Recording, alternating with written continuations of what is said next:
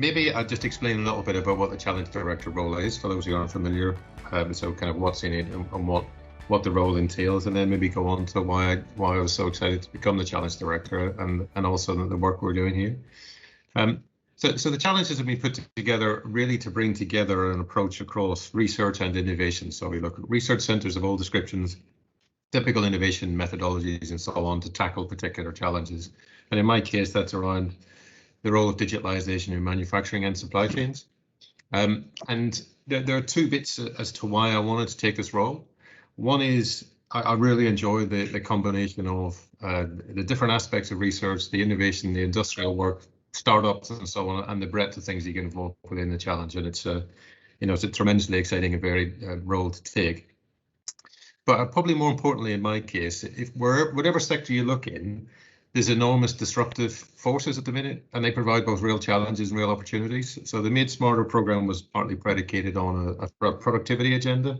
But if you're in a manufacturing sector at the minute and you're trying to achieve higher levels of performance, flexibility, resilience, productivity, and so on, and net zero, and dealing with a pandemic, and dealing with Brexit and so on.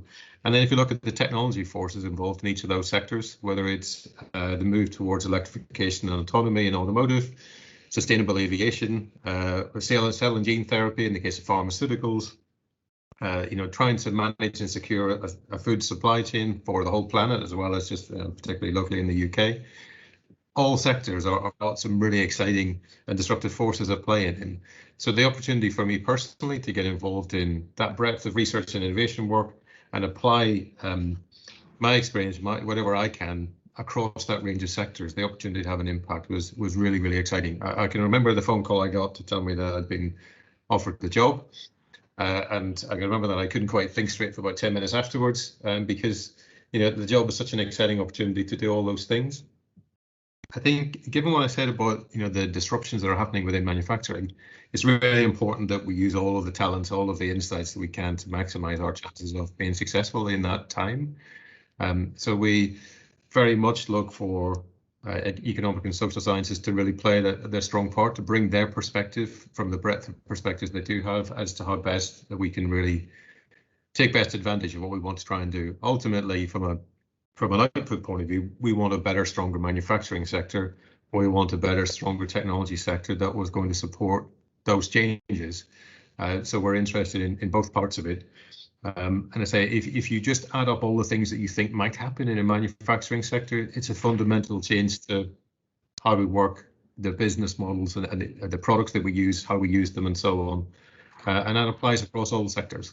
So it's a really, really exciting time to be involved in manufacturing. And the only way I think we'll be successful at delivering the program of work that I'm responsible for is to try and bring all those communities together, to bring all of those insights to bear, to really move the whole area forward. So I say, from the day when I was excited to get the phone call to say I was being offered the job to today, which is now nearly 18 months later, it's a real pleasure to be part of this effort and have the opportunity to be part of taking advantage of those opportunities and as I say, surviving the challenges that we're all experiencing currently.